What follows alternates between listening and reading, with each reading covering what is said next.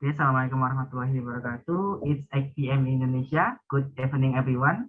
Welcome to guest lecture of the Agricultural and Biosystem Engineering. This guest lecture we're talking about soil and water conservation practice for sustainable agriculture. First of all, let me introduce myself. My name is Ricky Stomo, student from Agriculture and Biosystem Engineering, Universitas Gadjah Mada. Will be today's event MC. This event is part of weekly series of workshops that are held twice a week to be a part of implementation of independent campus competition program with agricultural and biosystem engineering partners. Therefore, we will get to know more about agricultural technology and gaining various benefits. So, don't miss out on the participating in Prairie series of this workshop. Baik, sebelum mulai rangkaian acara kuliah tamu pada malam hari ini, izinkan saya untuk membacakan beberapa tertib yang harus dipatuhi sepanjang kegiatan ini berlangsung. Yang pertama, peserta diwajibkan untuk hadir 10 menit sebelum acara dimulai, yakni pukul 19:50 waktu Indonesia Barat. Kedua, peserta wajib menggunakan format penamaan instansi underscore nama lengkap. Kemudian yang ketiga, peserta diharapkan menggunakan virtual background yang telah disediakan oleh panitia selama sesi workshop berlangsung. Virtual background tersebut dapat diakses melalui link yang akan disampaikan oleh panitia melalui kolom chat atau pada link yang sudah dibagikan pada grup WhatsApp. Keempat, peserta diharapkan untuk mengaktifkan video selama sesi workshop berlangsung. Yang kelima, peserta wajib menonaktifkan suara selama sesi workshop berlangsung kecuali memperoleh izin dari moderator atau panitia PKKM. Keenam, peserta yang mengalami kendala selama kegiatan berlangsung dapat menghubungi panitia melalui private chat. Ketujuh, peserta diharapkan berpakaian dan berperilaku sopan selama sesi workshop berlangsung. Kedelapan, peserta dapat menyampaikan pertanyaan melalui kolom chat atau secara langsung melalui mikrofon setelah dipersilakan oleh moderator. Kesembilan, dimohon bagi para peserta untuk dapat mengisi presensi kehadiran melalui tautan yang akan disediakan ketika sesi berlangsung. Yang ke-10, informasi sesi selanjutnya dari workshop PKKM dapat dilihat pada akun Instagram kami yakni @tpb.ugm serta akun Facebook atau Twitter @tpbugm. Diharapkan seluruh peserta dapat mematuhi tata tertib yang ada supaya kuliah tamu dapat berjalan dengan lancar. Oke, in this evening we will discuss together with Prof. Dr. M.Eng Kaleita from Department of Agricultural and Biosystem Engineering, Iowa State University, USA, with the topic Soil and Water Conservation Practice for Sustainable Agriculture. Before we start our discussion, let me give some time to opening remarks. He is Prof. Dr. Engineer Lilik Sutiarso. Prof, the stage is yours.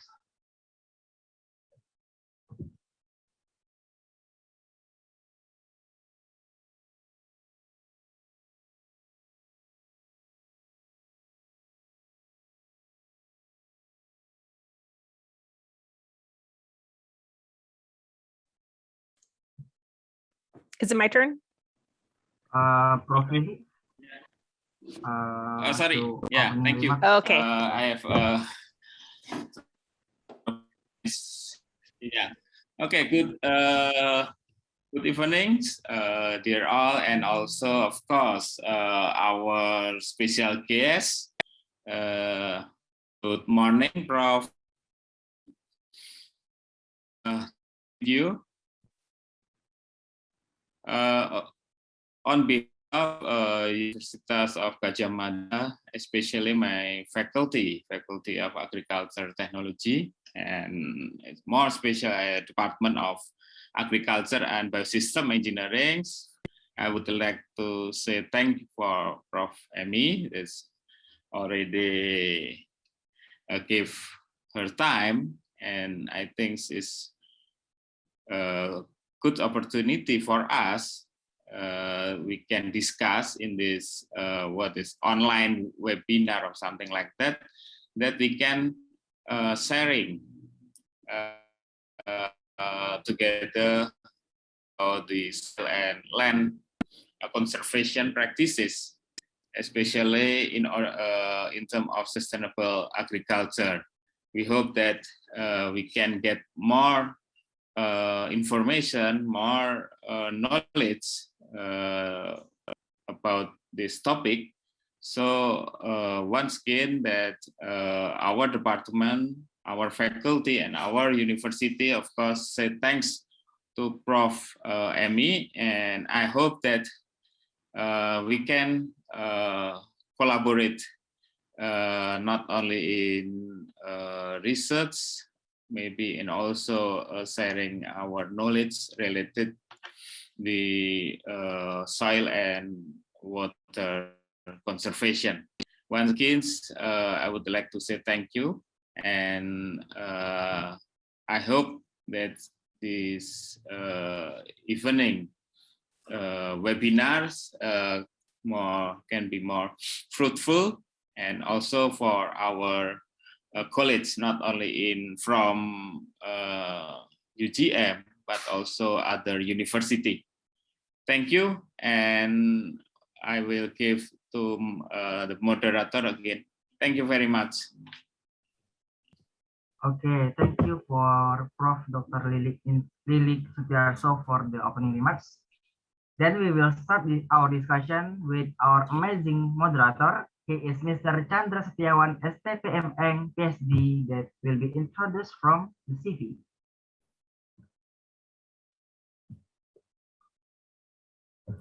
Yeah, Mr. Chandra Setyawan is doctor from Department of Tropical Agriculture and International Cooperation, National Pingtung University of Science and Technology, Taiwan. Master in Department of Civil and Environment Engineering, UGM. Undergraduate at Agricultural Engineering Universitas Gadjah Mada. His research interest is Geographic Information System, Soil and Water Conservation Engineering, Watershed Hydrology and Management, Watershed Modeling. Okay, the stage I will give to Mr. Chandra Setyawan, STP M.Eng. This stage is yours. Okay, thank you, Ricky, and also thanks to Professor Lilik for the opening remarks. Good evening, everybody. I am Chandra. I will be the moderator for this lecture. Thank you for joining us in this lecture program, which is supported by Independent Campus Competition Program, or PKKM, program Kompetisi Kampus Merdeka, Department of Teknik Pertanian dan Biosystem, or Department of Agriculture and Biosystem Engineering, Faculty of Agricultural Technology, Universitas Gadjah Mada. Firstly, I would like to greet our guest speaker. Good morning, Professor Emi Kaleita.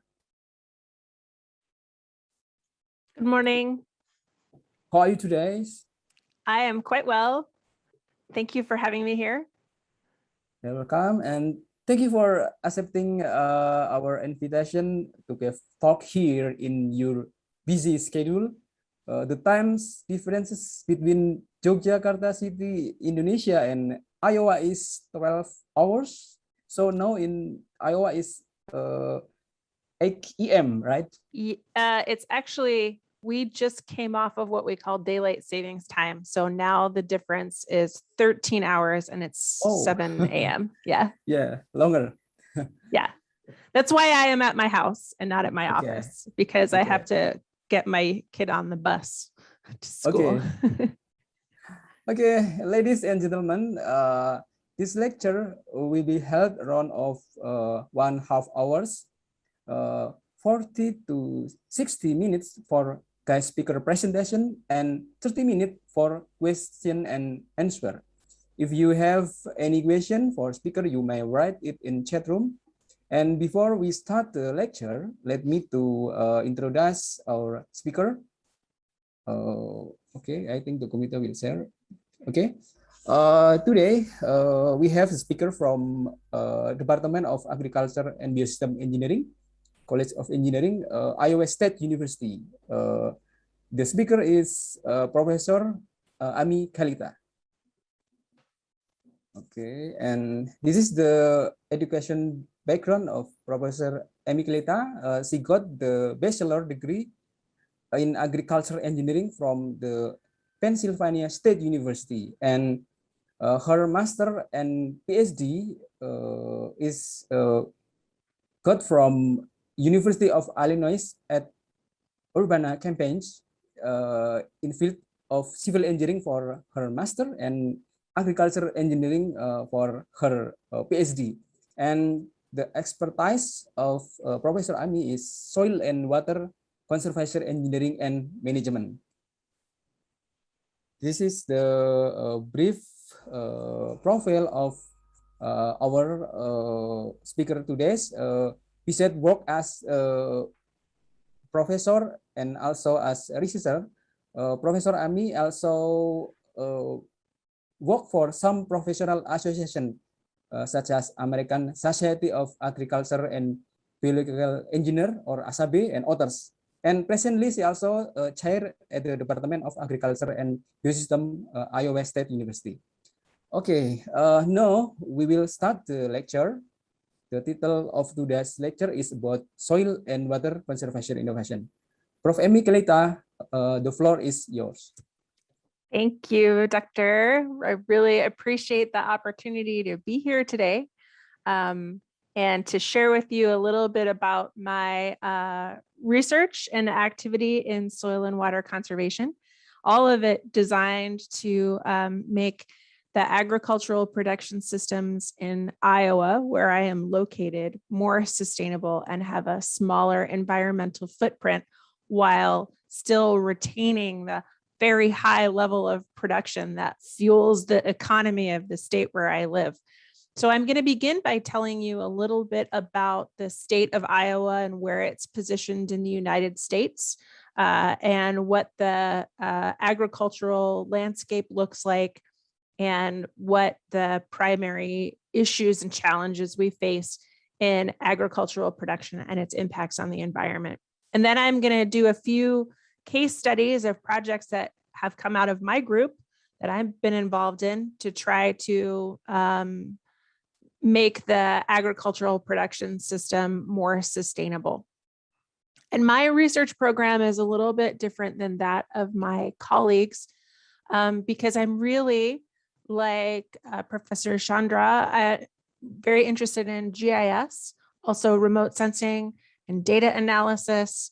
And so a lot of my research program is fueled by my interest in trying to use as much data as we can get our hands on to try to understand landscape performance and what we might do to improve. So this is an outline of the United States, and Iowa is right in the middle.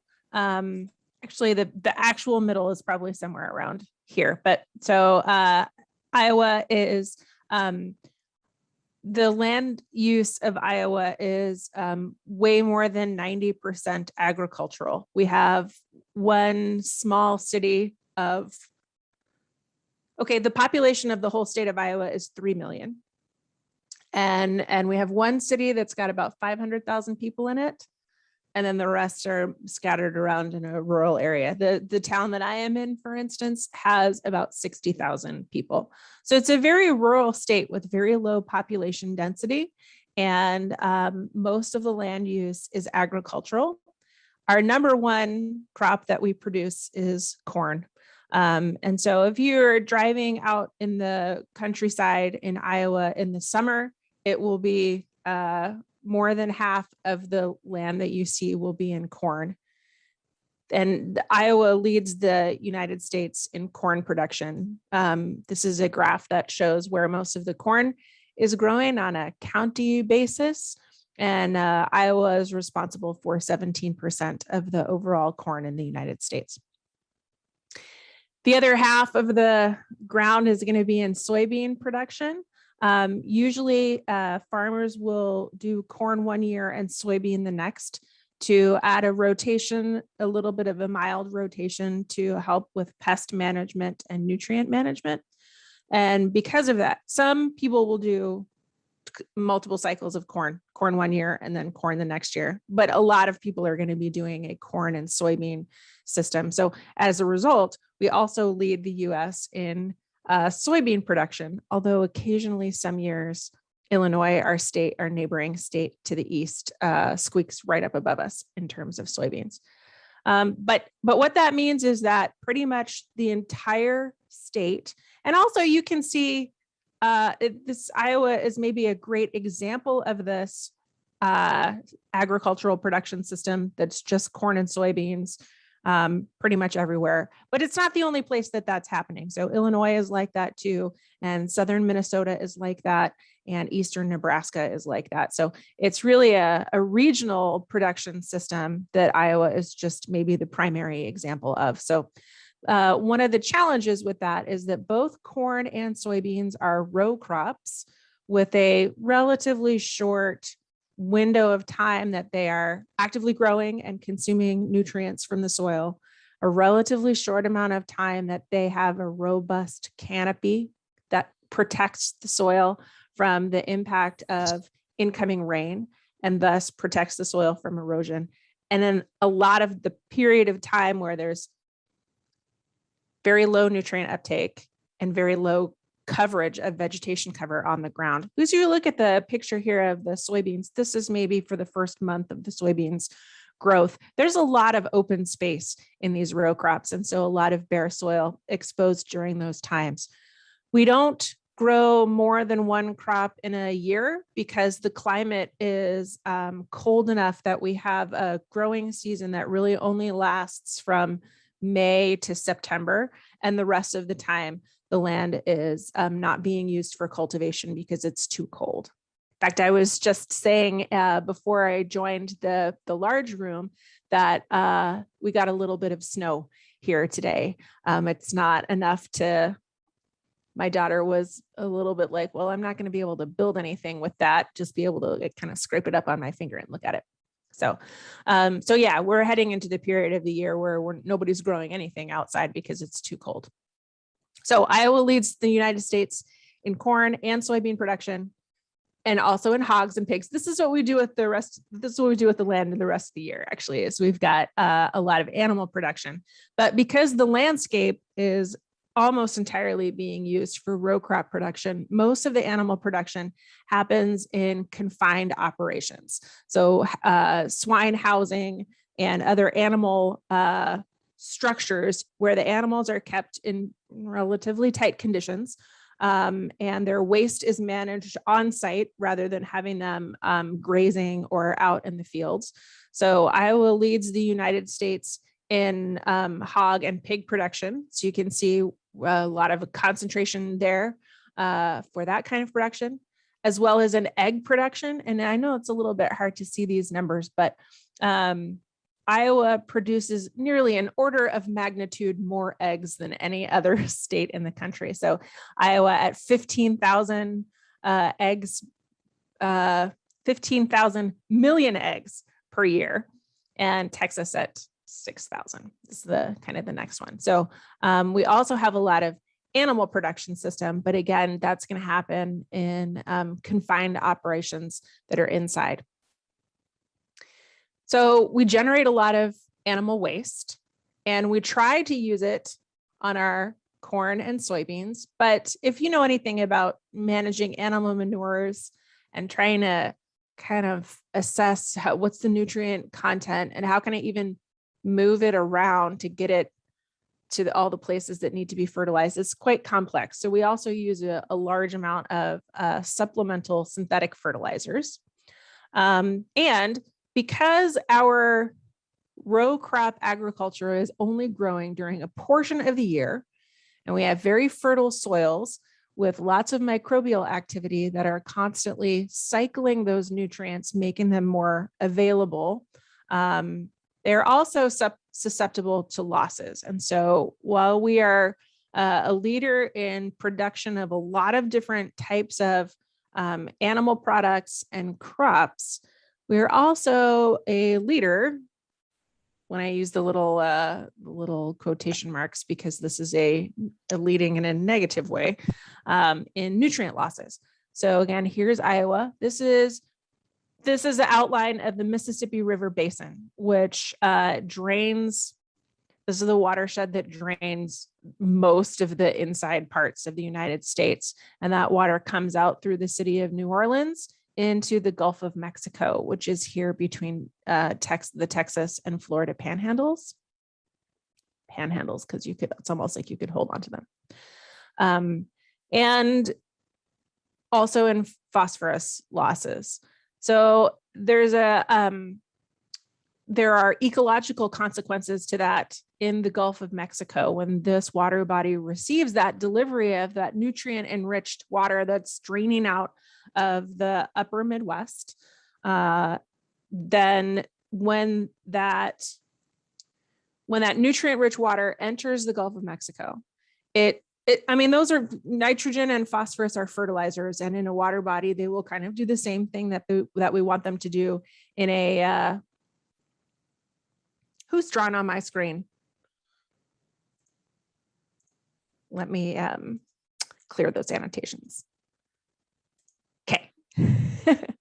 We may have a portion later during the Q&A where we can draw on the screen and you can point stuff out to me. So those nutrients will essentially fertilize the Gulf of Mexico that receives that water. And you see tremendous blooms of algae. And then those algae complete their life cycle and die off and sink to the bottom, where they are decomposed by bacteria that also consume oxygen out of the water as they're processing those deceased algae. And that consumption of oxygen from the water makes a really low oxygen environment that's inhospitable for fish. So this area in the Gulf of Mexico, they call it the dead zone because it's so hypoxic or low in oxygen content because of the algae blooms that are being decomposed that have been fertilized by the nitrogen and phosphorus that are coming down the Mississippi River. There's also local consequences too. So we're concerned about local algae blooms and increasingly what are called harmful algae blooms, which also have human health consequences. We have a lot of water resources in Iowa, Great Lakes. Every lake has a beach and people go swimming. And in the summer, there's a lot of activity there. And it's a concern when those algae blooms are so dense that they generate toxins that make it harmful for people to use that water. There's also drinking water problems with very high nitrate levels. And so all of the municipalities in Iowa that use near surface water as a drinking water source have to spend a tremendous amount of money to clean that water because the nitrogen concentrations are relatively high. In fact, the city of Des Moines, which is our largest city, that's the one that's got a 500,000 population, has the largest nitrate removal system in the world at their water treatment plant in the world. For this state that's very small with a relatively small population, it's because the nitrogen losses can be so high during the peak season. So what's the problem?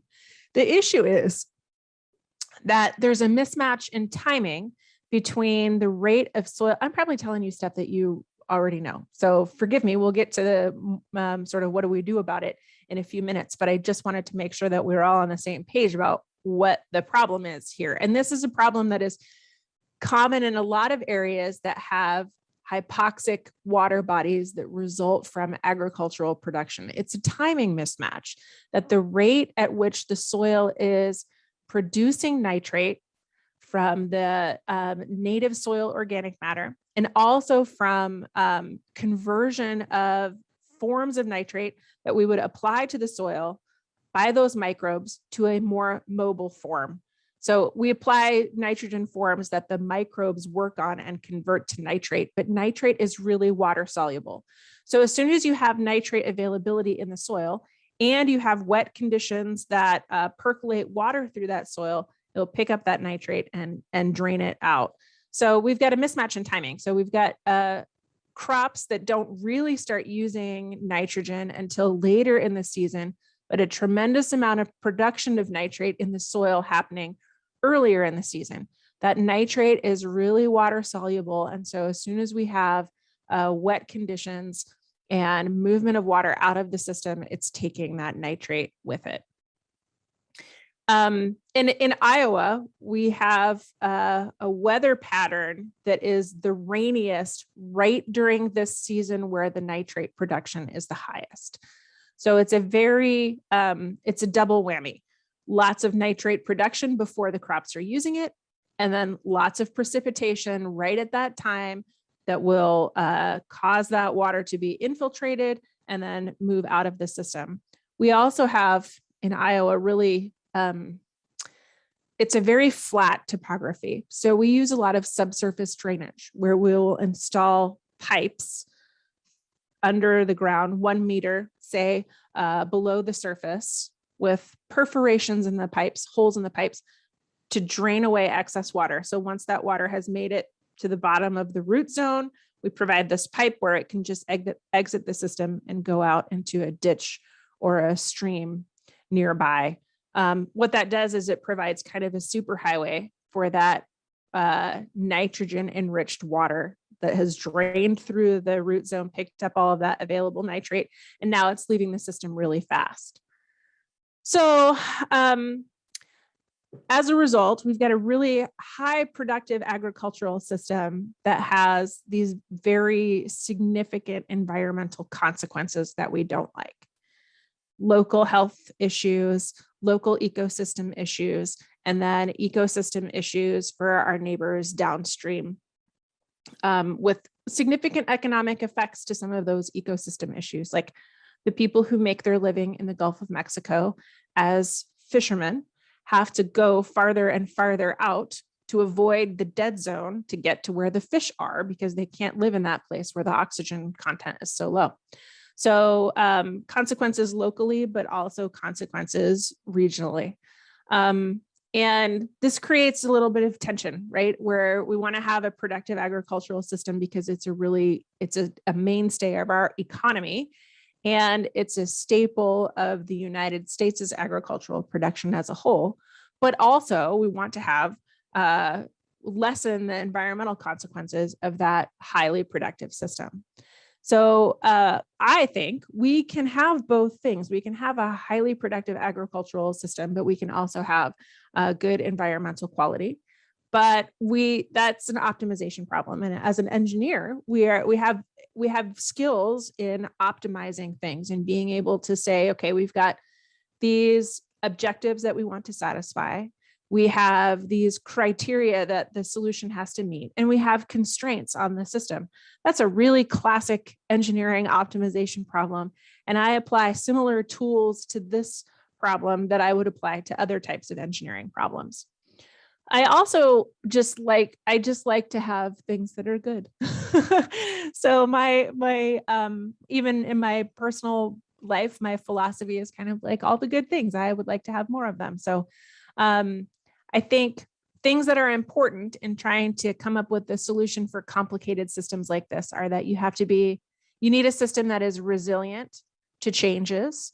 And that's especially true when we think about coming climate pressures. In Iowa, we're expecting, as the climate continues to change, more intense rainfall events with longer stretches of dry period in between.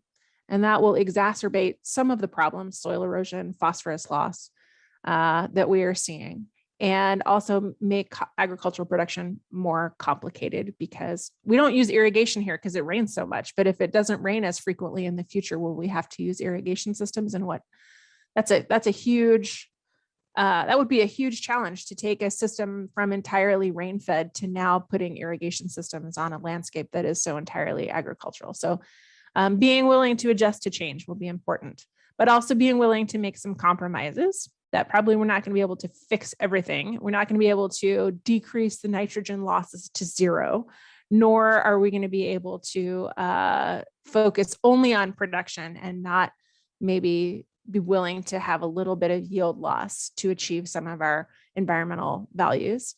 And then it's also important that we figure out how to put a value on all of the demands and outcomes. This is a case where sometimes traditional optimization schemes fail to properly account for all of the things that are important.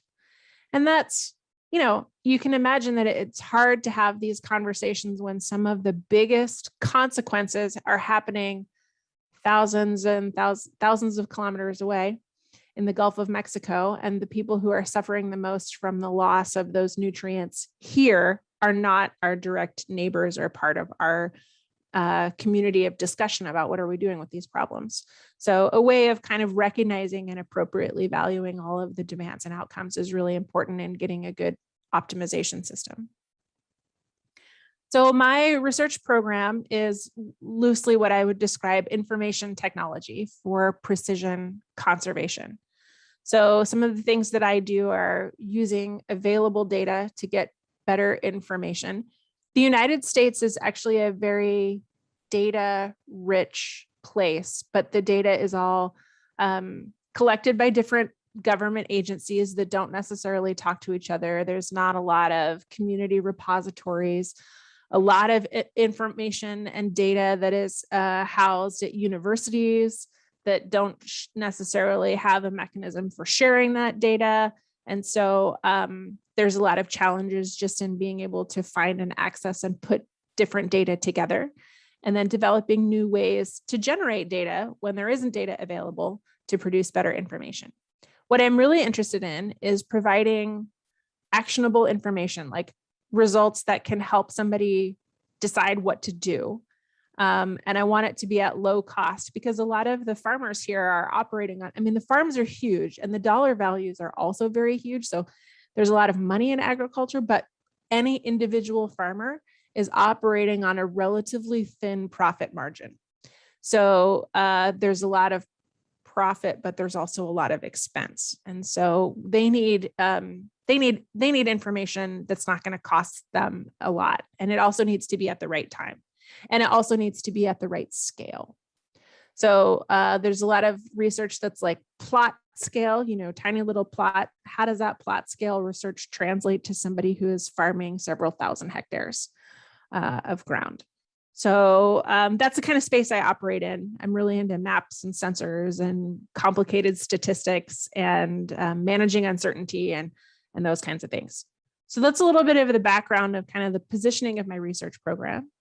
And now I'm going to talk to you about several of the projects that I've been involved with in the last few years.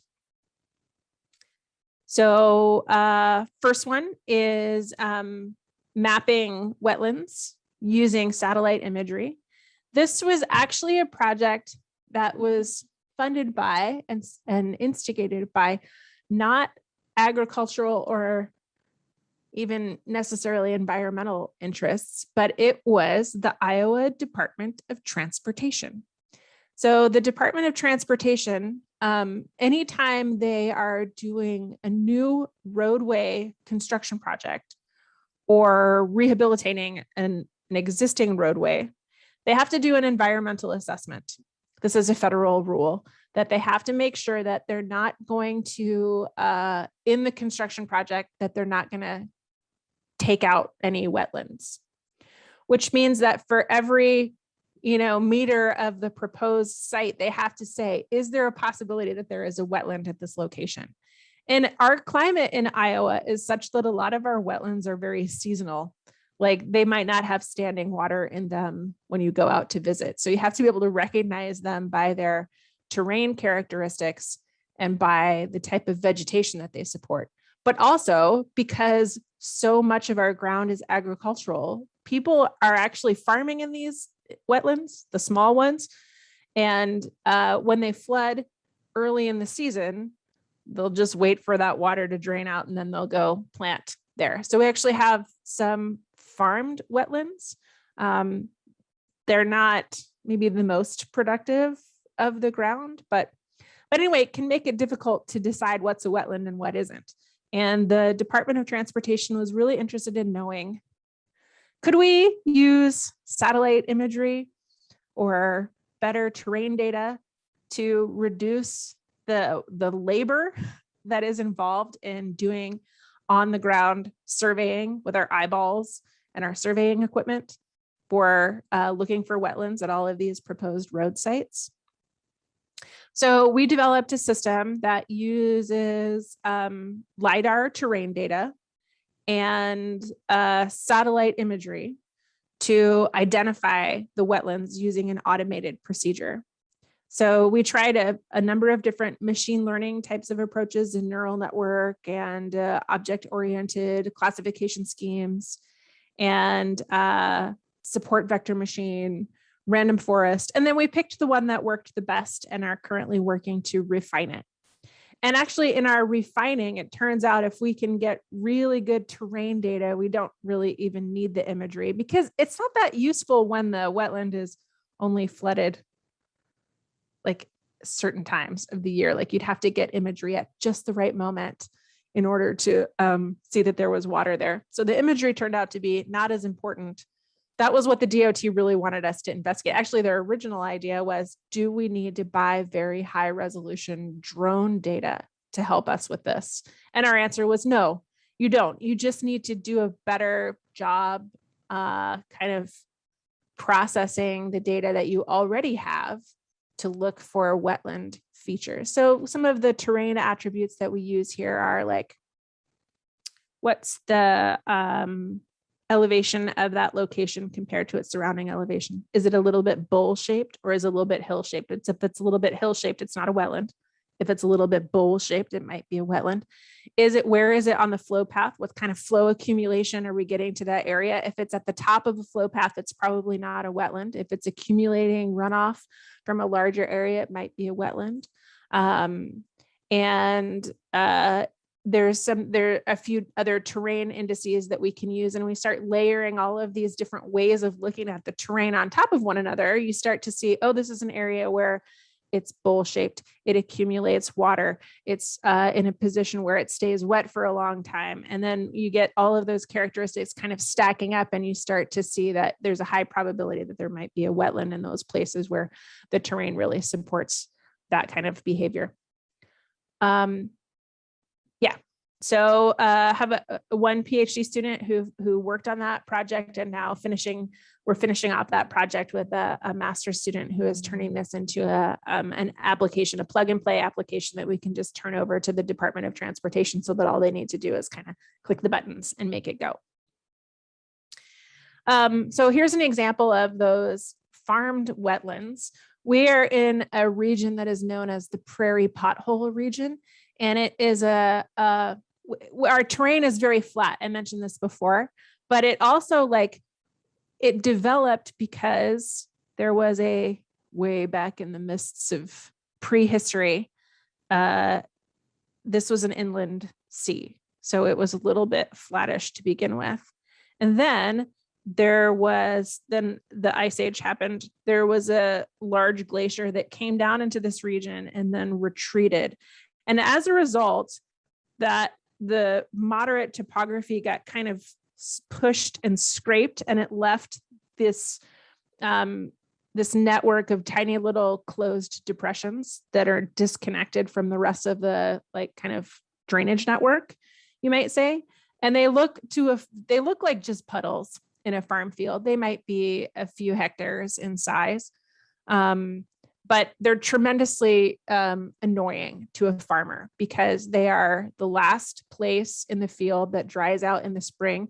I mentioned earlier, we've got kind of a short growing season. So the farmers are really agitating to get out into the field and plant as soon as they can. And when they've got this standing water situation in the middle of the field, that's a limiting factor. And then sometimes they do plant there, and then the rain happens, and then the crop floods out. So they get this area that where the crops have all died.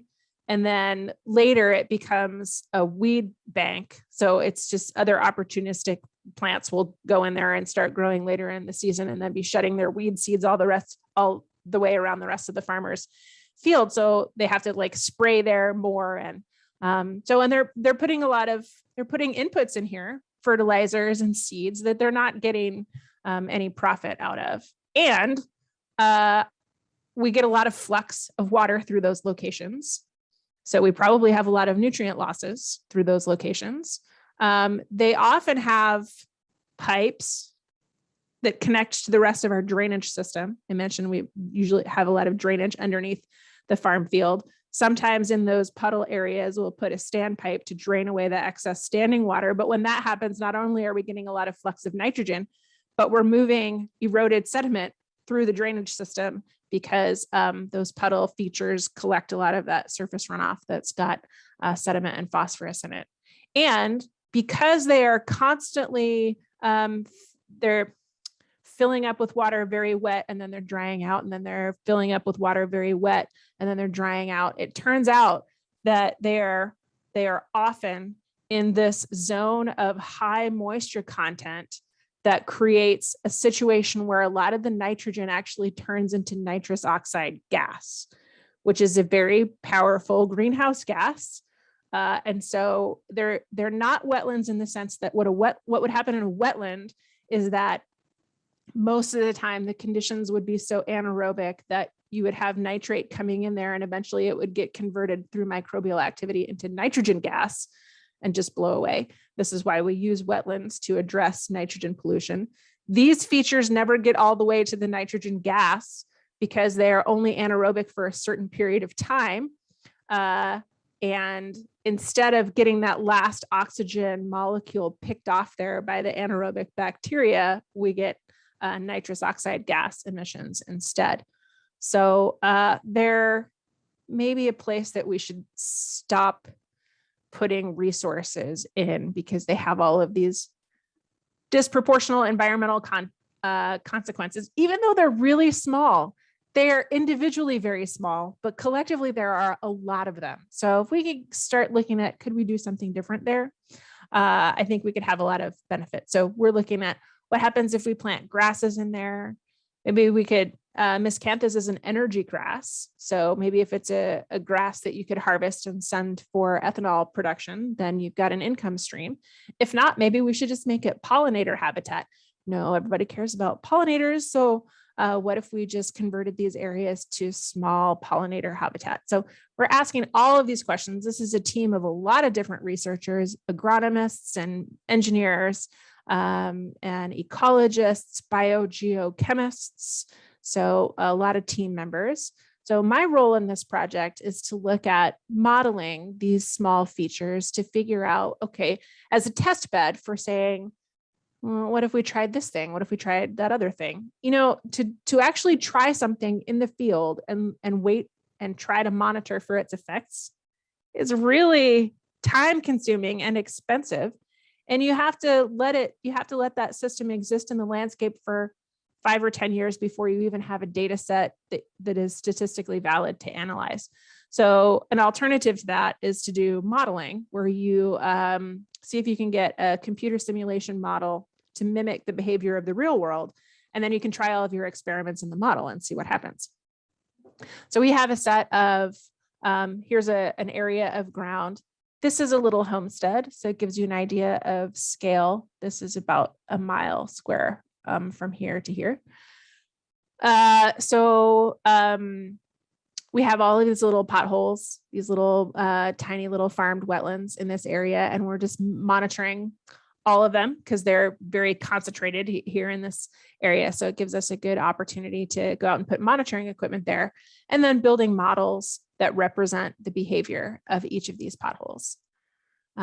So we calibrate the model by changing some of the input parameters so that we get the model to match our observed data. And then we use that calibrated model, once we're confident that it's working, to evaluate alternative scenarios. There's not necessarily information content that I want to share with you from this graphic, except just to tell you that these are all the scenarios that we tested. What could we do differently? So here's the average annual days of flooding under kind of the business as usual scenario. And then here's all these different things that we might try. What if we retired just the pothole and made it grass instead of what if we took the whole little watershed and made it grass? What if we changed the crop rotation? What if we changed our tillage practices? What if we changed our drainage practices? So investigating all these different things. This one here is like, what if we maximized the drainage, but then we also converted the whole area to grass? That's when we get the least amount of flooding, but that's probably also the least practical. So looking at different options for kind of reducing the nuisance level and also the flux, the nitrogen and phosphorus flux out of that system. We are also now looking at maybe some different engineering practices for trying to, if we have a drainage system under this pothole, and we often do, could we put something in the drainage system that would treat that water before it moves out of the field? So we're looking at metal amended gravel that absorbs phosphorus to it to try to treat the phosphorus that's draining through those areas. And then maybe we connect that drainage system to a wood chip bioreactor that's like a tiny anaerobic carbon enriched system that we can just place in the drainage pathway, run that water through there and get the microbes to eat the nitrogen, basically, well, turn it into nitrogen gas. And then another thing that we were doing is that once we started building these models, we were like, these are so complicated that if an individual farmer wanted to be able to be like, what should I do with my pothole? They would have to hire a graduate student to get a PhD to build a model for their particular location. That's not practical. So we looked at, could we develop a proxy model that was essentially just a flow chart, like what's your drainage look like and how deep is your pothole and what kind of tillage are you using, that would come up with results that were similar to what the more sophisticated hydrology model was doing. So we built this random forest proxy model. Random forest is a technique that creates a bunch of these kind of decision trees and then averages the kind of results of all of these different trees that mimic the behavior of the flow chart that kind of tells you what the output is. So, and then on top of that, we said, okay, the farmer does not actually care like how deep is the flooding on what day. What they want to know is how risky is this situation. So we looked at kind of combining the estimates of how much it flooded and how often it flooded and when did it flood, because it's more, if it floods in like December and there's nothing growing there, who cares? If it floods in May and you've just planted, or it floods in April and you're waiting for that area before you can plant, that's more of an impact than if it floods for a very short duration in September. So then we looked at, and when was the flooding? And then we combined that all kind of into a high risk, low risk situation, and then built it into a web-based application where the user can go to this site and enter a location, and it will pull up a map and then say, what kind of land use do you have? What's your drainage situation? What kind of tillage are you using? How big is your pothole? How big is the area that drains to that pothole? And like, how deep is the pothole? And eventually we'll be able to do some of these things just by having the terrain data in the app itself. Like the app will determine some of these things, but that's an advanced feature. We're not there yet. And then have the app kind of calculate a risk level and give some recommendations about things that you might do differently that would reduce your risk. So that's an application that is on the web now, and there's a paper that we just published. And if you follow me on Twitter, I share a Twitter account with my colleague, Dr. Michelle Sapir, and together we are ISU Water Chicks. And if you follow us on Twitter, you'll see I just posted a link to this article. It's open access until December. So you can read more about it. And then we're also looking at like maybe just doing some other different things. And using that same idea of like a model can be helpful in giving us an idea of things that are likely to be successful. We can evaluate a much larger range of weather conditions. We can project into a future climate with a model in the way that's very difficult to do with a plot or observations on the ground. And so one of the other things that we're looking at with models is friends of ours have this idea for like, okay, it's dumb that we are growing corn and soybeans with all that bare soil in between. What if we just planted grass in between? And what if we left the grass there? So then it's not like people in Iowa are maybe getting a little bit excited about cover crops, which is where you put something like a rye or something called a tillage radish underneath the main crop, but then you have to like kill it before you plant the crop so that they don't compete with each other. What if we could come up with a type of grass that had a totally different seasonality from the corn or the soybeans and put that grass under there and just left it there all the time. So you wouldn't have to bother with any management challenges. You wouldn't have to kill it or spray it or any of that stuff. And then we'd have more nutrient uptake during the time that the corn and soybeans were babies and not doing anything. And we'd also have more coverage on the ground, so we'd get less soil erosion. So we're looking at using a model to simulate what we think the effects of that might be. I also have some really high level stuff that's like trying to model the food, energy, water system at a more regional level. Try to integrate what happens with different policies. What are the ripple effects that occur through that system? I don't have a whole lot of results to share on that yet because I just one student who recently finished up kind of getting us started and 2 students who are helping us to move this forward a little bit. And then this is an older project, but one that I really enjoy. I'm going to tell you about it in just a minute, but I need to make sure, I'm going to pause for 30 seconds because I need to make sure that my 10-year-old is getting on the bus.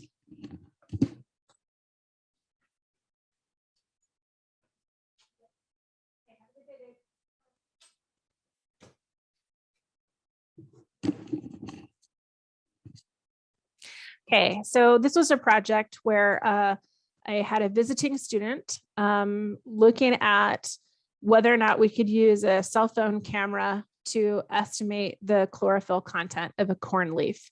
And that's relevant because it can help you figure out whether the corn is nutrient deficient. So potentially helping you decide if you need to do additional fertilization or not. Knowing that the crops need it is maybe a nice prerequisite for actually applying it. But a lot of times, because we don't have that data, does the crop need it? We just apply it anyway, just to make sure. And then we have a situation that's more vulnerable for loss. So he developed a smartphone app where you take a picture of the corn leaf while you're holding the leaf up against the camera, which sounds crazy. Like, aren't you going to get really poor quality images? Yes. The idea is that you're not getting like images of the corn leaf. You're just getting information about how the light transmits through the leaf. So, and it turns out that that's highly related to the chlorophyll content. So he developed this app, which you can download on your phone and use to estimate the chlorophyll content of the plant leaves.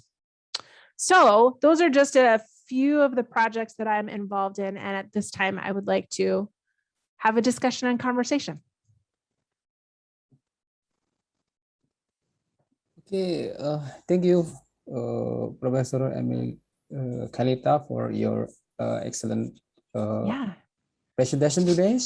I think there are some important information we got from this lecture, such as the importance to understand and keeping the quality of environmental for resulting optimum yield of agriculture products. Accurate and complete information is important also for obtaining precision conservations. Hence, proper decision can be made. And in field of agriculture and biosystem engineering, modeling by using various scenarios input in agricultural practice are useful to predict some possibility of yield of agricultural products, like what Professor Abi taught to us today. Is that, by modeling, we can make even prediction in the future. So now it's for question and answer. So so I see there's a question in the chat about resolution of the wetland mapping. This is a great question. And the easy answer is that our terrain data, the highest resolution in our terrain data, unless you like try to down process it, is 1 meter. And so our pixels are approximately 1 meter in size, but that's a very high precision resolution that's probably not needed, because the Department of Transportation, who is the client for that project, does not need to identify wetlands that are that small. Like, arguably, there's no such thing maybe as a wetland that is only 1 square meter.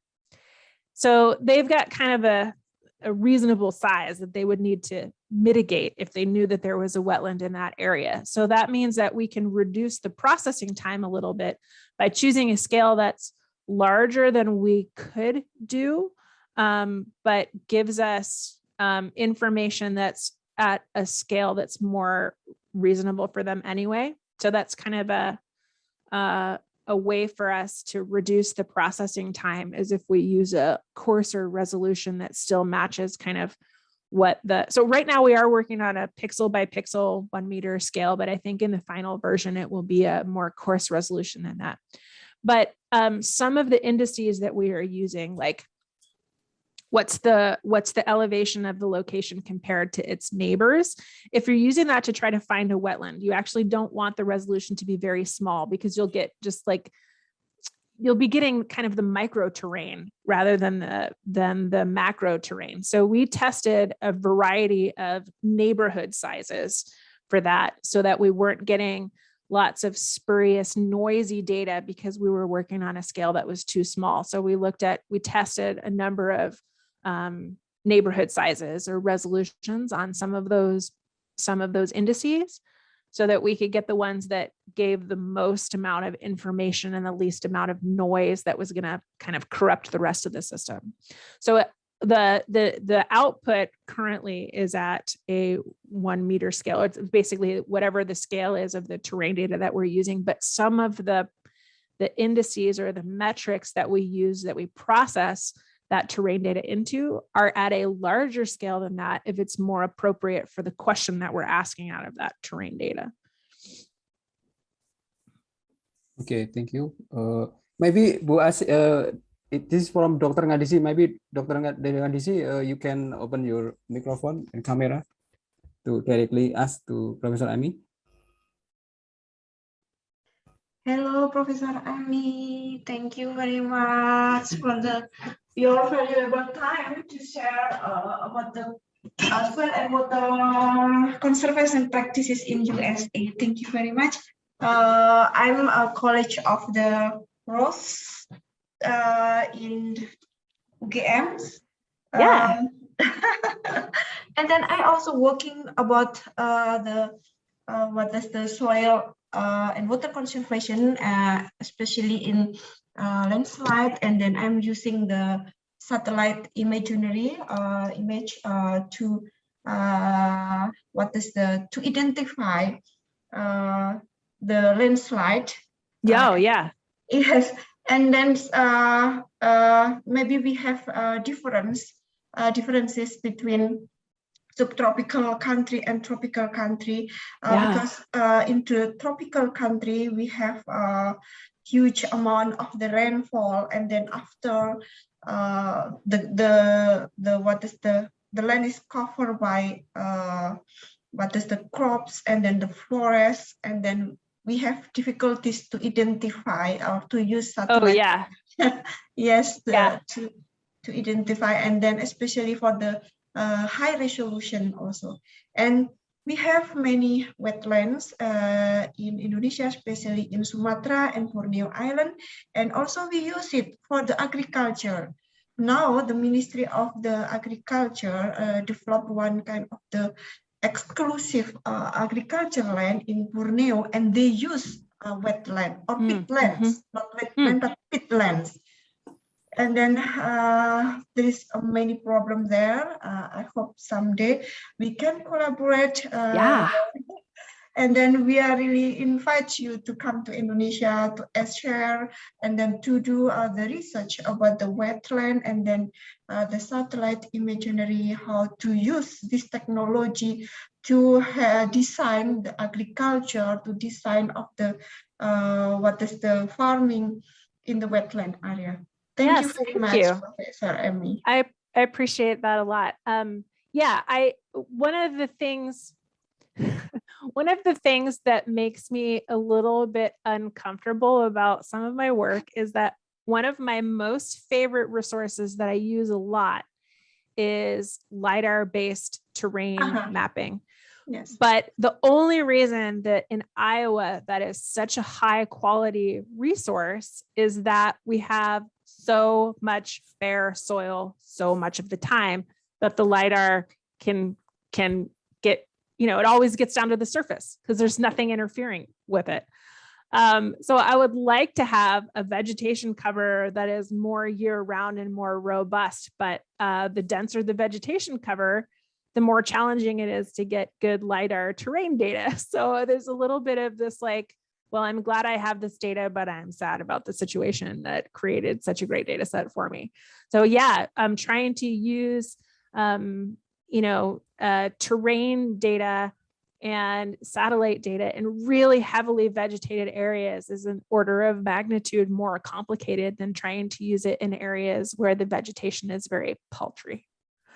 Yeah. Thank you very much. Okay. Thank you. Thank you, Dr. Ngadisi, for your question and also discussion. This is a very, very interesting topic, especially in Indonesia, because we have tropical climate. So yeah, problem about soil and water conservation is right, quite different. Quite different. Yeah. Okay. By the way, I want to ask you about the conservation. What is the most type of conservation used in USA for protecting topsoil layer?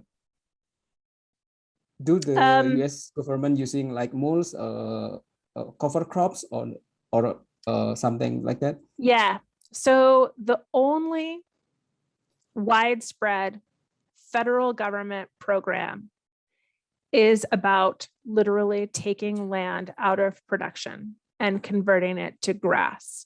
And they've prioritized doing that on steeper hill slopes.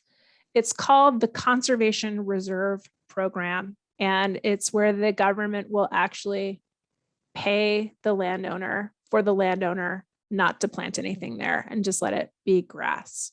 It's like an easement. So what they're doing is the federal government is renting the land and taking it out of production. And that program is largely what's responsible for significant decreases in erosion rates from like the 1940s, 1950s into the 1980s, when that program was really heating up. But after that, there's been very small and incremental improvements because you're only going to take so much land out of production. And you're certainly not going to take land out of production that's like your most high yielding. So there's a lot of ground that's experiencing high erosion rates, but nobody is going to participate in those federal programs. So the state of Iowa has put a lot of effort into trying to get people to do cover crops, because that sort of gets you some of the same benefits of the perennial ground cover that the federal program, with its focus on just don't farm there and just plant it to grass. You get some of the same erosion benefits from using a cover crop. Let's plant something underneath the row crop so that we've got a more consistent timing of nutrient uptake and a longer period of time where the soil is covered. But farmers are like, some of them love it, but it is a management challenge because now you've developed several generations of expertise in growing just corn and soybeans. And now you've got this other thing that you have to figure out how to work into your management system. And it follows a different timeline and you have to plant it and kill it. And so it's a little bit, it's maybe slower adoption than the state of Iowa would have liked, because it's a challenge and a lot of our farmers are not full-time farmers either. Because there's like periods of very high activity, planting, harvesting, and then a lot of time where there's nothing happening, winter, for instance. A lot of them have other jobs too. And so they don't necessarily, it's not easy to be like, why don't you just try to learn to do this new thing? Or why don't you do this other thing that's going to take you a month more management on either end, when they may not have that kind of life situation. But we as a state are really trying to encourage, hey, whatever you can do. If cover crops you can do cover crops. If you can route your drainage water to a a buffer around the river, do that. If you can change your tillage practices so that you're not leaving so much bare soil and you're leaving more residue cover for more of the year, do that. I think we're just trying to, hey, whatever you can work into your management system, start there and do that. And then see how it works. And then do another thing. And over time, maybe we get enough people doing enough things that we see some movement. Yeah, so it's not easy to ask them to apply what technology we introduced to them. Yeah, interesting. And in the United States, we have the history of the country is really built around land ownership and property rights, and so we just don't have a system where landowners are receptive to orders from local, state, or federal government into how they should manage their land. So there's a little bit of a cultural thing as well, where American landowners are like, this is mine and you can't tell me what to do with it. Yeah. Okay, there is another question is from Mr. Bondan. The question is, he would like to ask,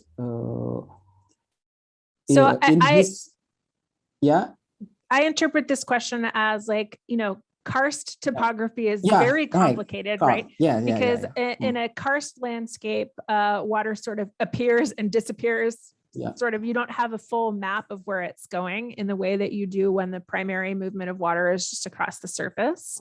So what kind of sensors or mechanisms for karst topography? And I will say that we do have some areas of karst topography in Iowa. In fact, I was just in one of those regions last weekend looking at waterfalls and going into caves, because those are things that you see a lot in karst regions. But it's an area that we have not really fully investigated in Iowa, because the very high productivity areas in Iowa, the limestone underneath is so deep that we don't have that kind of that it doesn't interact with a lot of the surface and near surface water that is the water quality problem. So I don't actually know that much about what people are doing in karst topographies to try to monitor or manage water, because it's sort of a different region than the one that I work in. But I recognize it's a huge challenge.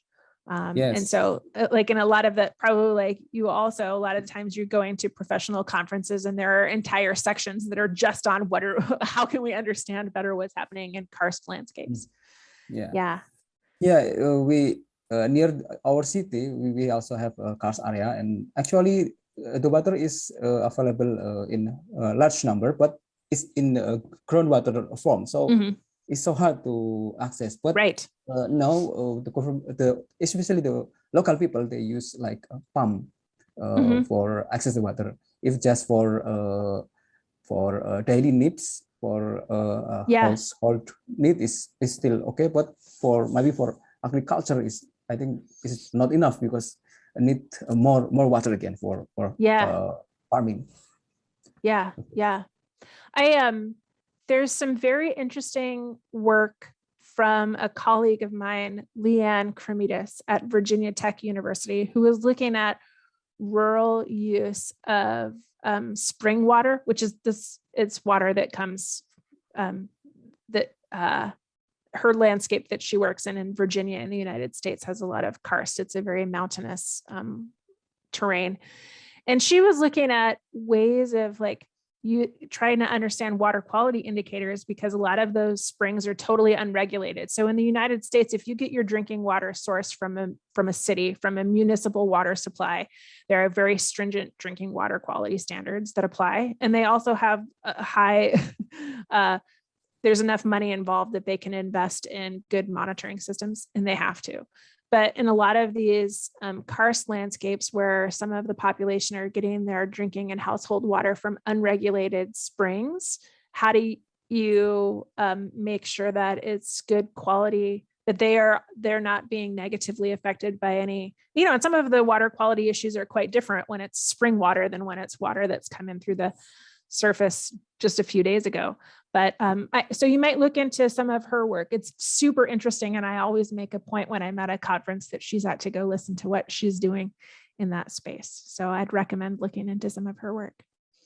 Yeah. Okay, thank you.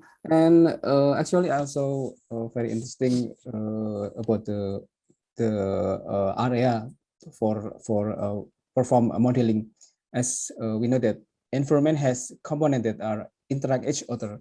So it is impossible to understand or characterize completely, but there is enough function to linkage the interaction among of environment components so that we can develop a reasonable model of how they interact. Yeah. So I have a question about it. Based on your experience, if we want to develop a modeling to investigate the effect of agriculture practice on agriculture yield, how large the most possible area required to resulting a good information? As you inform, if we perform it in larger area, so we will have more complex problem and more time consuming. So can you tell us about your experience with it? Yes. So I, for exactly the reasons that you said, plot scale is very small and it's tightly controlled. And is that really a reasonable model for what's happening in the real world? The large scale, now it's so complex and there's things that we can't possibly parameterize in the model and all that stuff.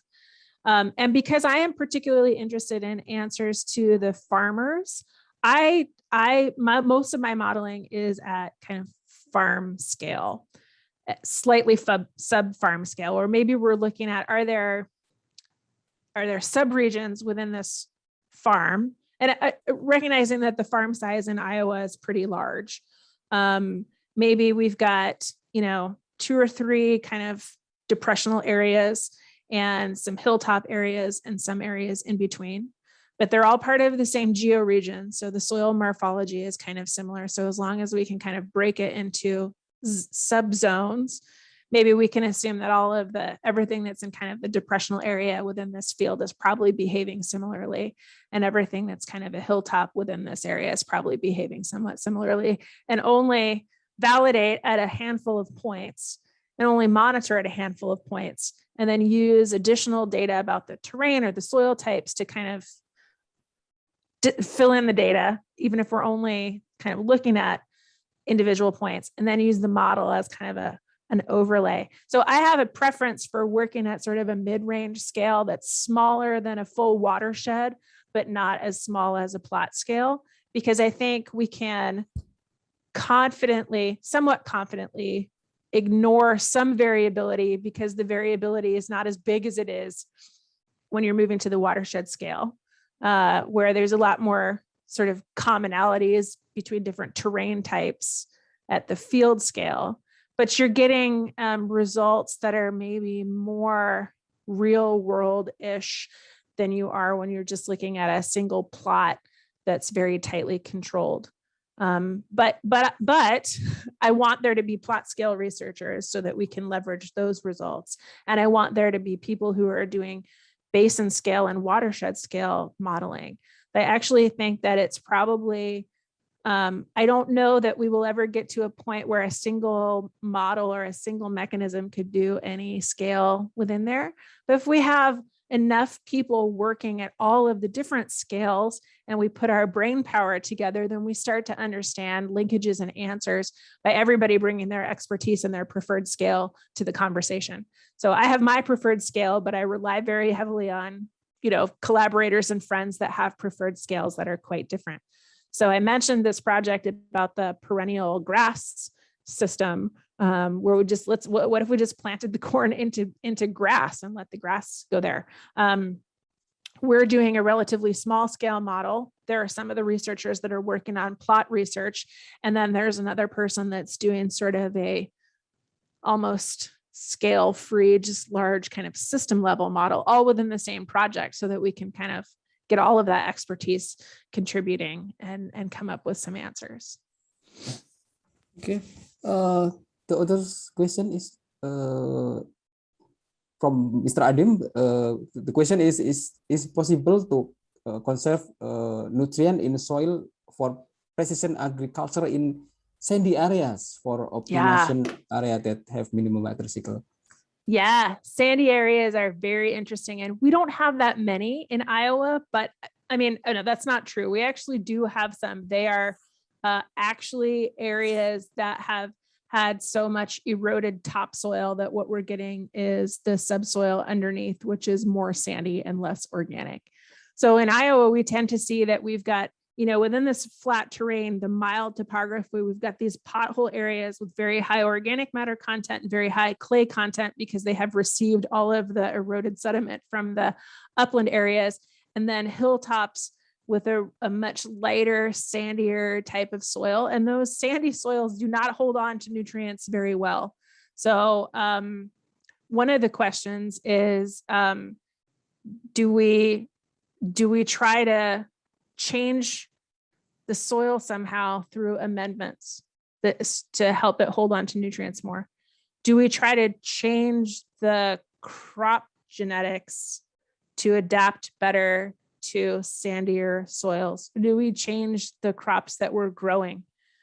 If we think about precision conservation, sometimes it really focuses on nutrient management and you know, maybe changes in the application of things to the soil. But I'm interested in, and I think there's more activity in two other kinds of things that fall under that precision conservation that are not just about changing nutrient application rates spatially. One is precision microbe management, trying to create a situation that is better for the microbes that we rely on to make a good soil condition. So how can we develop more functional neighborhoods of microbial communities at scale? And then number two, maybe we should be moving towards growing different crops in the same system, better adapted to the micro conditions. And maybe we're growing potatoes in those sandier soil areas, and then we're growing other things in the bottom areas that are more dense soil.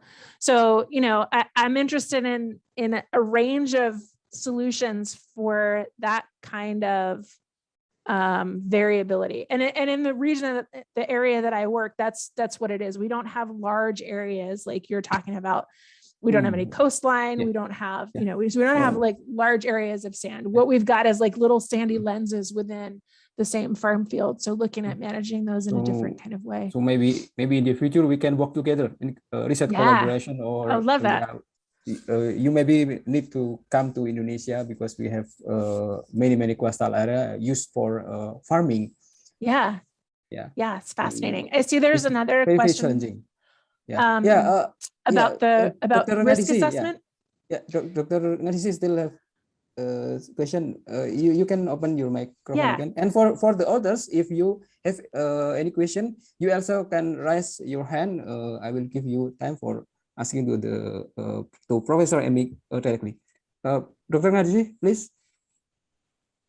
Yes, thank you very much, Professor M.Eng. I'm working in risk assessment also in disaster. And then here I see from your presentation that you use machine learning, especially random forest proxy model. And then how did you classify the risk index? Because nowadays the problem is classification of the risk index. Yes. Thank you. Yeah, so this was a long conversation between me and the graduate student, and a sourcing of references from literature that neither he nor I really read a lot of. So we did a lot of reading about like, how do they do risk assessment in the insurance industry and in some other places that we're not familiar with. And we lit upon a framework that sort of helped us get our minds sorted, where we looked at like, what are the main things that make a situation risky? Some of it was from the model. Okay, well, we know that, and some of it was, from the science assessment. We know that if the land is flooded for 2 or more days at a time, We have a step change difference in survivability for the crop. So that's one level of risk. We also, the timing, affects it. So we looked at all of the factors that that make a situation more or less risky. And then we used a mathematical framework that we found in literature that was not related to agriculture at all, but was a system that was similar in terms of like, it's not just one thing that makes a situation risky. It's the combination of things that makes a situation risky. So we built a framework that was sort of like a layering of things, and they all have different weightings, and that paper just came out. And the reference to the paper that we used as the inspiration for our risk assessment framework is one of the references in that paper. And I will put the link in the chat, since I can pretty easily pull it up right now. So, and that's not an area that I am that familiar with. It was new. That kind of risk assessment was new to us. So I don't have a great deal of expertise, but it's super interesting, and I would definitely like to talk to you more about it. Okay, there is another question from Safira. She asked about how validate the result of wetland mapping, which is use input data from LiDAR. Yeah, this is an excellent question, and one that we have grappled with a lot on that project. So fortunately, because the client for that project is the Iowa Department of Transportation, and they wanted us to do that project because it's so burdensome for them to do it the way that they're currently doing it, which is, they do a little bit of pre-assessment with GIS data, but then they also have to send people out to actually look at stuff. But as a result, they have historical files of previous road projects where they have had to identify wetlands. So they were actually able to give us some good validation data that was like, here are the places that we have already studied where we had to map all the wetlands. And can your system match that? And if it can, then we could use it moving forward. But that data it's a great resource, but it's complicated because, when they're studying a road site, they're only looking at a small spatial area around where the road might go. And so when we're trying to develop a methodology, like one of the areas that they gave us was like basically 100% wetland, almost, right, within their study boundary. So if we use that for our validation data, we develop a model that just says everything is a wetland, because that was the data that we had to begin with. So we were like, well, what else do you have? Do you have other ones where there's like one wetland or two wetlands?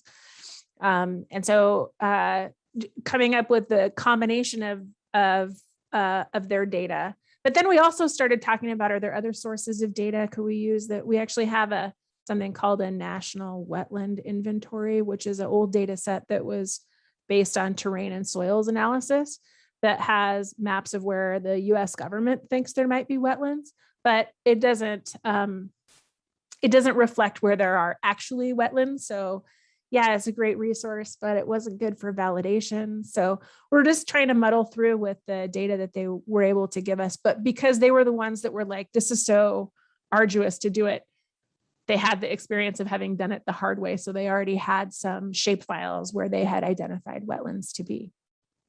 So it was great to be able to use that in a partnership. Okay, thank you for your explanation about it, because sometimes, as we know, if we using a satellite image, sometimes they just detect based on the color. So the validation also very important. We in Indonesia also face the same problem. Sometimes if we using like field verification, if we verified entire of the area is time consuming, so maybe just some like sampling just checking in some point of area is, I think is also very became the most possible ways to solve this problem. Yeah, for sure. So Wilden has an excellent question that is, why is Iowa so strong in agriculture, and what's the labor and government situation that makes this be the case? So one reason is that our soils are really amazing here. They are truly amazing. We call it black gold, the soil. It's really high in organic matter content. It's high in water holding capacity. It has great cation exchange capacity. So it's a really fertile and productive soil. The other reason has to do with the history of how the continent was settled by the Europeans when they arrived on this continent. So there were people living here prior to that settlement. They were primarily nomadic, and they would follow herds of wild bison. And the land was mostly prairie grasses and wetlands. But when the United States government purchased what is now the state of Iowa and other parts of the Midwest from France in 1804, they sold it off in square parcels to settlers, European white settlers, as a way of generating more money for the federal government. So they were selling land, right? And they were selling it at a really, really low cost. It was like some very tiny amount of money, and the promise that you were going to turn it into a farm and then pay taxes on the profit that you were making from the farm. So when this part of the country was settled by people who became the Americans, it was developed with the intention that it was going to be production agriculture. And that process didn't really work in other areas where the soil quality wasn't as good or where the weather wasn't as beneficial. So they tried to do it farther west into the Dakotas, where the winters are brutal and it doesn't rain during the summer. And so that scheme of selling off this ground and trying to turn it into profitable farms as a way of building the national economy didn't work in those areas where the climate and soil conditions were not so fantastic for production agriculture. But in Iowa, they really were. So basically, the whole state got sold by the federal government to individual landowners with the idea that they were going to make productive farms out of it. And the soil conditions and the weather conditions made that really possible to happen. So it's a unique environment where the weather and the soils are very strong for agriculture. And then its modern history is intentionally, let's make this a really productive agricultural ground as a way of bolstering the national economy through taxes. Okay, thank you. And I think we still have a little time, and maybe one more question from me. For land which used for multi-purpose, like for not only for farming but also like for mining or fishery and others, what is the best conservation practice to control the effect of those activities toward agricultural land? Yeah, I'm really interested in this rediscovered idea of circularity in agricultural systems. So, and that is designing multifunctional landscapes where the inputs from one system are the outputs from another part of the system, right? So you've got animal agriculture that is generating manure waste that you convert to fertilizer, that you apply to the land, that grows the crops, that feed the animals so that you get a nice circle.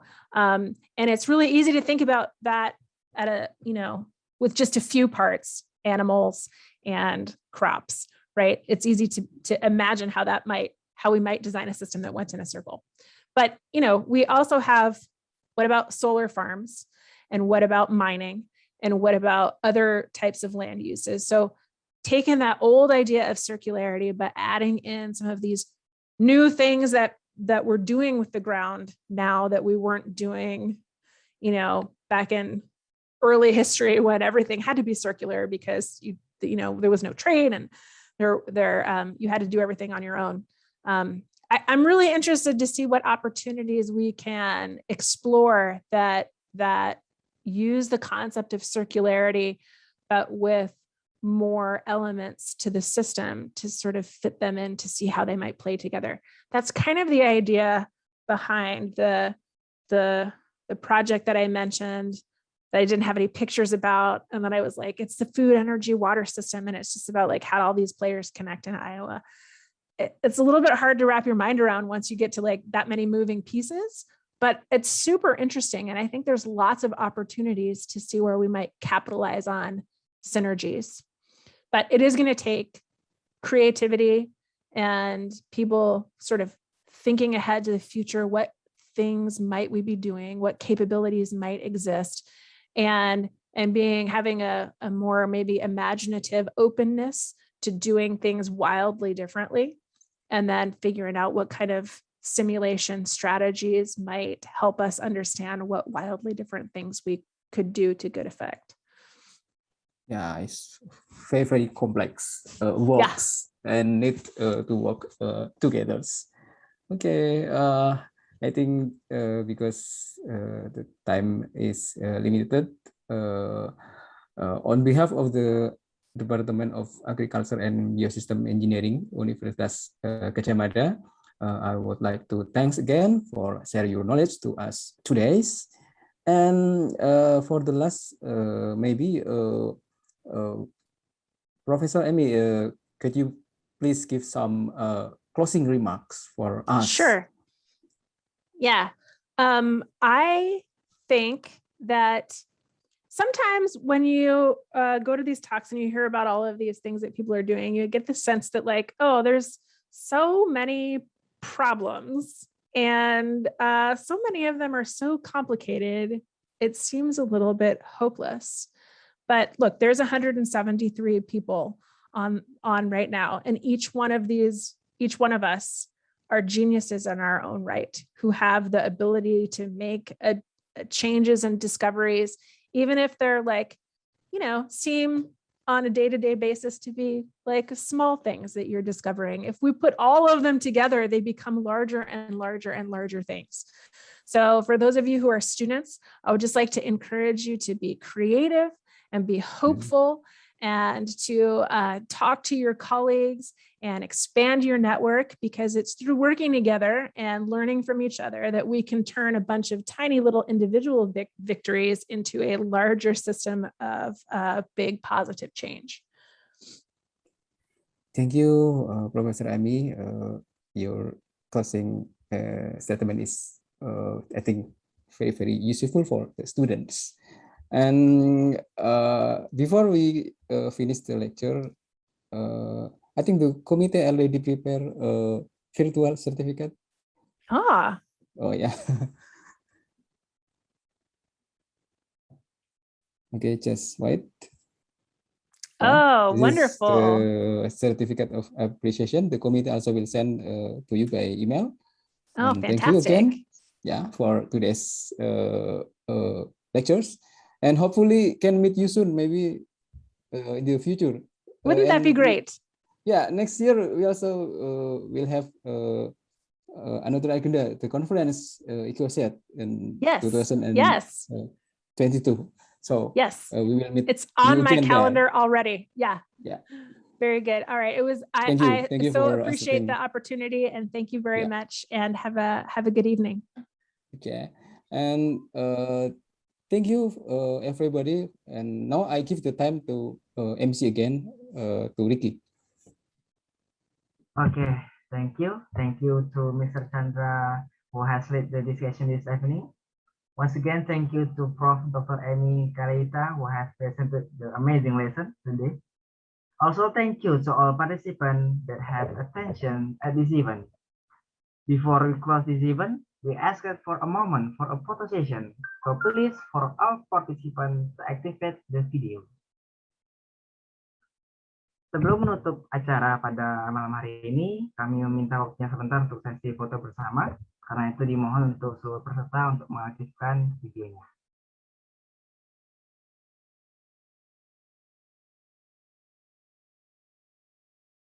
Oke. Masih tunggu.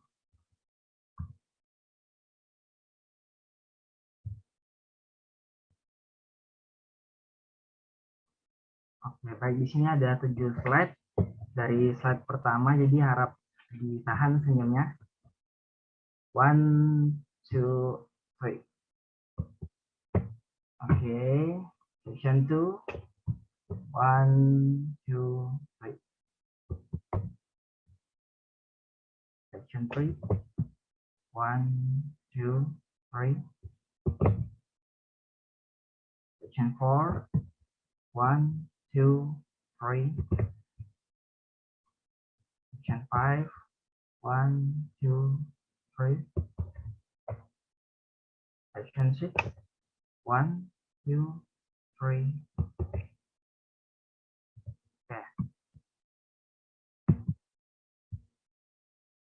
Okay, thanks God. Thank you to the participants who have attended this guest lecture. We have much people here. It's reminded again for our participants to fill the questions that have been shared on the chat column, because we only distribute certificates to participants who have filled out the attendance list. Further information can be accessed on our social media. On behalf of the committee on duty, I apologize if there are many wrong words and action. And then for your information, the next event of guest lecture will be talking about near infrared spectroscopy principle and applications in agri-food products on Monday, 15th November 2021 with the speakers Prof. Dr. Dolores Perez Marin. Thank you for your attention and participation in today's event. Don't forget to follow our social media account to see more upcoming events at Instagram at cbb.ugm, Facebook or Twitter at cbbugm. Assalamualaikum warahmatullahi wabarakatuh. Good evening.